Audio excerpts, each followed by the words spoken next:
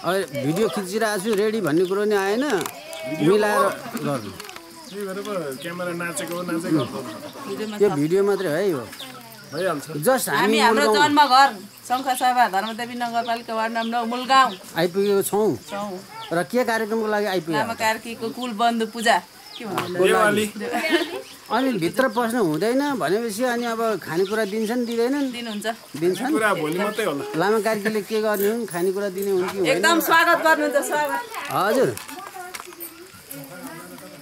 हजुर 12 बजे त हिँडेको 2 घण्टा आइपुग्यो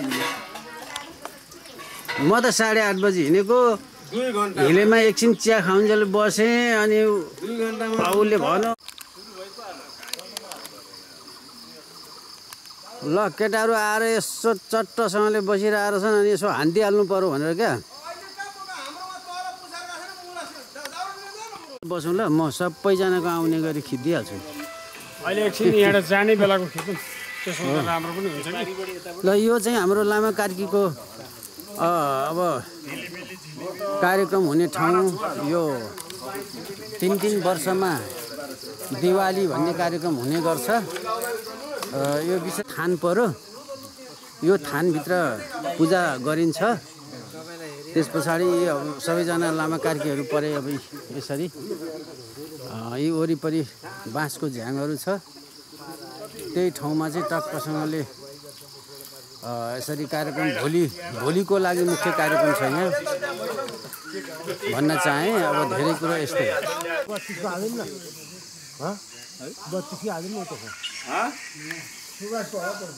हाम्रो खाने पानीले चाहिँ फुस्काएर नहुने बेला ल्याउने पाइप ठिक्क गइराख्ने के अरू पानी भएन नि त यहाँ होइन आएन उता छोराको त खै आशै नगरे जस्तो भयो के घुम्छ यहाँ भन्छ नि भुसुना होला नि भुसुना पो घुम्यो भुसुनै यहाँ फुर देखिन्छ क्या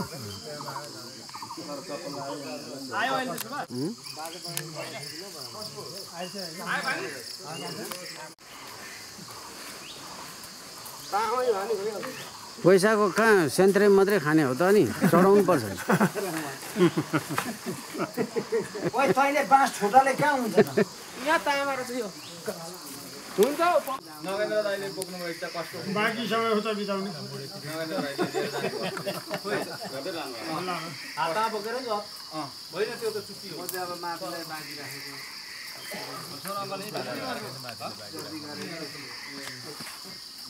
आफूले हतार गऱ्यो भने आफूले होइन भनेर पनि भाइ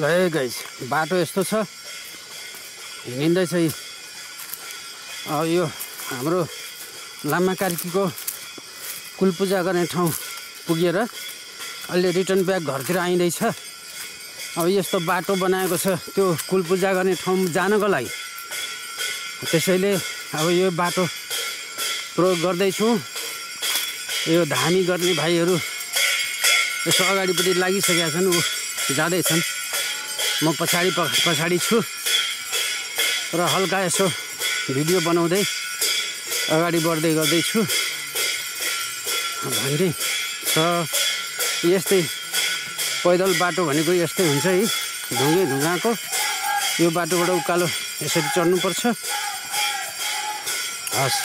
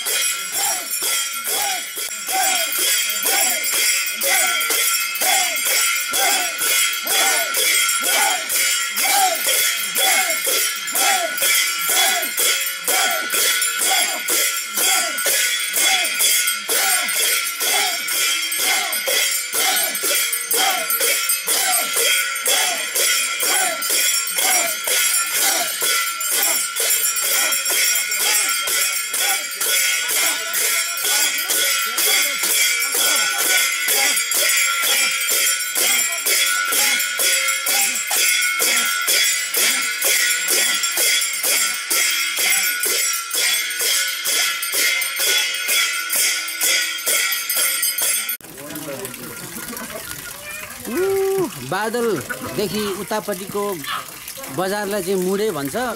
जस्ट मुडेदेखि तल ओह्रालो लगभग हिँडेर हो भने 1.5 घन्टा ओह्रालो झरेपछि चाहिँ हामी यो ठाउँमा आइपुग्छौँ। त्योदेखि उतापट्टि मुडे बजार पर्छ। बिहिबारे यता पर्छ, अहिले सेलिएको छ देखिँदैन। भनेपछि हाम्रो अहिले कार्यक्रम स्थल यहाँ परेको छ, मूलगाउँ स्थित यो हाम्रो कोलङसिङ भन्ने ठाउँ पर्छ, जग्गा पर्छ। र यहाँ मानिसहरूको जमघट पनि देखिरहेका छौँ हामीहरू। ओहे भान्जा ल भान्जो ल मैले के हानिन हो भान्जी। हजुर तपाईँ आरामै छौ? म राम्रै छु हजुर। ए अहिले आयौ? हजुर म अघि आएको। के मुड भयो त फेरि? म त आइरहन्छु नि त। अब त ल सानो घरहरू देखिने थिएँ पहिला उहिले हेर्दाखेरि।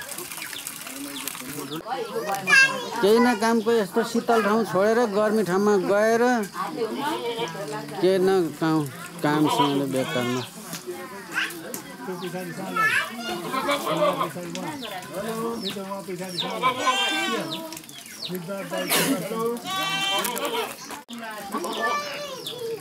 हेलो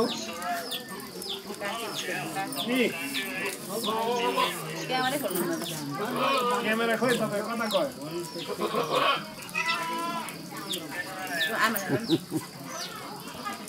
नमस्ते।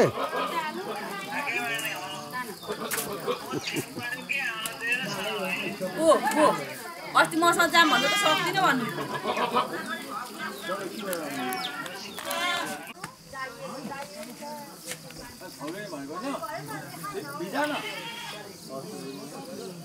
सुरु होइन कुबेला पो भइसक्यो त। सुरु कस्तो सुदान कताको?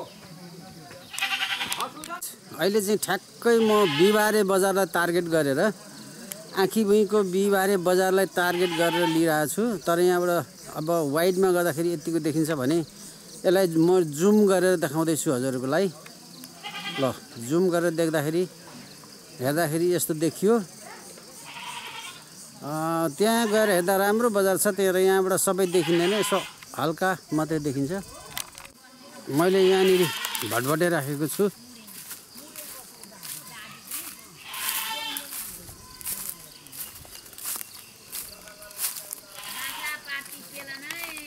जोत्ने हलो पो रहेछ त। लु हेरौँ है गाईजहरू, यहाँ हलो गोरु जोत्ने। अनि यसलाई गोरु चाहिँदैन? यो हलोलाई गोरु चाहिँदैन? यसलाई झर्ने बेला चाहिन्छ। कहाँ गोरु चाहिँ कहाँ यहाँ लाउनु यस्तामा? कि पर्दैन गोरु? यो पहिलो बाँझो मिसिनले जोतिएको थियो, त्यहाँ गोरुले छरे। ए के रहेछ हो आजभोलि त। अनि यसरी जोत्दाखेरि त्यो के टाँसिँदो रहेछ फोहोर? यो फुकाल्ने कि फुकालेर अर्को चक्का लाएर। ए गाई यहाँ उखु पेल्ने मेसिन पनि रहेछ। लु त्यो चाहिँ खुट्टा यहाँ मजाले जोतेर केही छर्नको लागि तयार पारेको रहेछ। र यो मिल होइन, यो उखु पेल्ने मेसिन। यसले सबैभन्दा धेरै निकाल्छ, किनभने यो मेसिनले चलाउने भएको हुनाले यसमा खेर भन्ने कुरो अलिकति पनि जान पाउँदैन। यो डिजेलले चल्ने भएको हुनाले यो धेरै राम्रो छ भनेर भन्न भ्याएँ। र यो चाहिँ मूलगाउँ पर्यो। अब पहिला कोलङसिङ भन्थे, अहिले पनि कोलङसिङै भन्छन् होला। र हाम्रो यो कोविद भाइको घर कोविदजङ कार्कीको। त्यसो भन्दाखेरि धेरैभन्दा धेरै साथीभाइहरूले चिन्छन्। हामी आएको ठाउँ त्यो पारी चानुवाबाट यस्तो हुँदै हामी यता वारी आइयो बाइकमा। बाटो ठिकै छ, अलि अप्ठ्यारो भए पनि जस बाइकको लागि केही छैन। आइयो माथि डाँडा गाउँ भन्छ, डाँडा गाउँ देखियो अलिअलि। यता तल मालीबेग अहिले क्लियर देखिएको छैन, अलिअलि घरहरू देखियो। पारी आखी उही जायरी गाउँ भन्छ त्यो पर देखिएको डाँडालाई कुवा पानी। यता बिहिबारे अलि मास्त्र, यता माथि नाम्फू। ल है गाई मिसिनले हलो जोतेको पाहाडमा पनि अब ठुक्क साइजका हलाहरू आएका छन् र एकैजनाले जोत्न मिल्ने खालको हलो प्लस सानो मिसिनले डिजलवाला सानो मिसिनले ट्र्याक्टरसँगले यसरी जोतिरहेछ। यत्रो गरेलाई त एकैचोटिमा भयो, अब धेरैचोटि घुराउन पनि पर्दैन।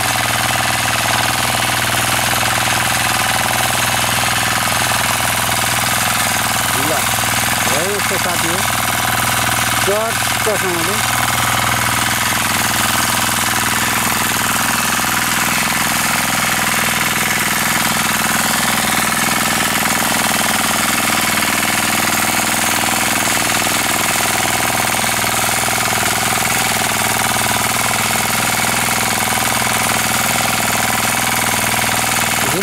ढिलो ढिलो हो तर एकैचोटिमा निकै यत्रो जमिन चाहिँ एकैचोटि क्लियर गर्ने रहेछ खनेर।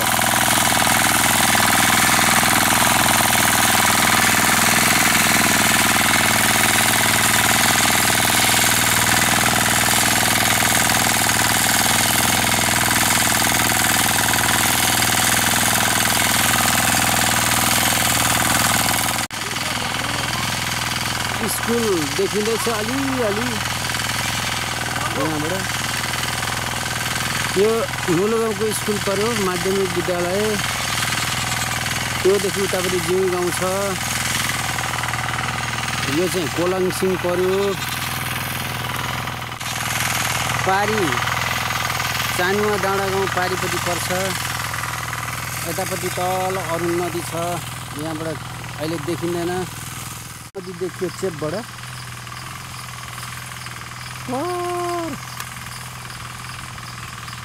ल है गाइज यो कोभिजङ कार्की भन्ने छन् अहिले हाम्रो नेपाली काङ्ग्रेस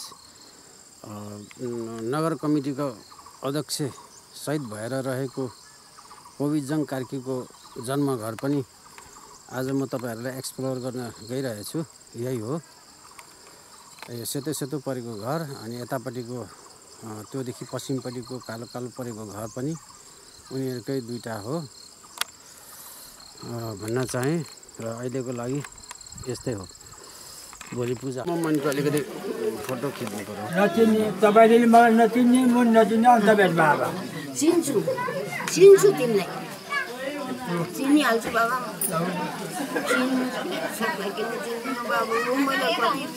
यहाँ आउनु न काकीभित्र हुन्छ आमाले त हुँदैन होला हुन्छ हुन्छ बुढी आमा आउनु न यता यता अनि यता यता चाहिँ यता चाहिँ यता चाहिँ हो त्यता चाहिँ के गर्नु अब यस्तै गर्छ रुनु भएको हेर नि त्यहाँ नरुनु नरुनु के गर्नु बाबु यो जिन्दगीलाई यस्तै रहेछ।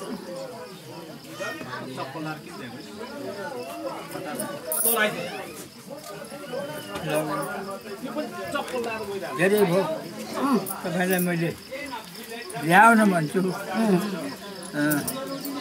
हिँड्न सक्नुहुन्न भन्छ आउन सक्नुहुन्न भन्छ। यसपालि जुलाइदिए त्यही त यो कति वर्ष पछाडि भेट भएको तपाईहरु? थुप्रै भयो कति वर्ष कति हिसाबै राखिएन हिसाब गएदेखि अहिलेसम्म भेट भएको थिएन। यहाँ आउनुभयो भेट भएन म जहाँ त कति भेट भएको नि। त्यही त अब दैव संयोगले अब अहिले यसपालि भेट भयो। त्यस पछाडि अब यस्तै कार्यक्रमहरुमा त भेट हुन्छ नि, नभए अरू बेला यसरी हुँदैन। जहिले पाए तैले हुँदैन। सो भएका बेलामा भेट भएको हुनाले आज सौहार्दपूर्ण वातावरणमा यस्तो कार्यक्रमको अवसरमा भेट भएको हुनाले र तपाईहरुले अब धेरै दिनमा भेट्दाखेरि एक अर्कालाई एकदम इमोसनल अथवा दुःख लाग्दो तरिकाले आफूलाई भावहीन हुने तरिकाले चाहिँ भयो मनमा त्यस्तो लाग्यो होइन आफ्नो मान्छेलाई भेट्दा राम्रो होस् भावहीन शान्ति भयो भएर जाओस् मेरो छोरालाई शान्ति भइदियोस् खुट्टा टेकेर हिँड्न सकोस् धन्यवाद सर ल खाना पनि मैले भेटेँ मेरो छोरालाई भेटेको थिइनँ यिनै दुई भाइ छोराकै उसले खातिरले नि म यसपालि खानेको नभए म आउने सक्ने स्थिति नै थिएन भेट्छु कि यदि जिन्दगी रहेमा यसरी भेट हुन्छ नि त हुन्छ अब छोरा मान्छे उहाँ ज्येष्ठै हुनुभयो छोरी मान्छे उहाँ ज्येष्ठ हुनुहुन्छ हाम्रो परिवारमा आफ्नो व्यस्तताको कारणले भेटघाट भन्ने बित्तिकै हुँदैन भएपछि अब यस्तै कार्यक्रमको अवसरमा त भेट हुने हो भिडियो बनाउन मन लाग्यो काकी हजुर आइ राम्री राम्री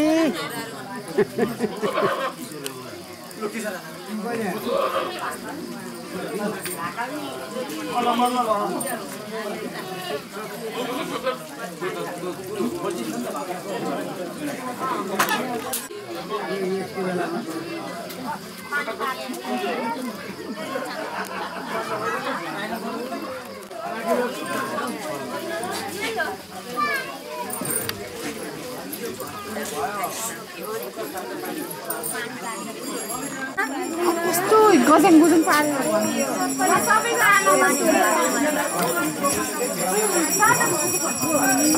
सबैलाई ढोक दिया भन होइन ए बाबु मेरोबाट पनि खिचिदिनु ल सबै एकपल्टै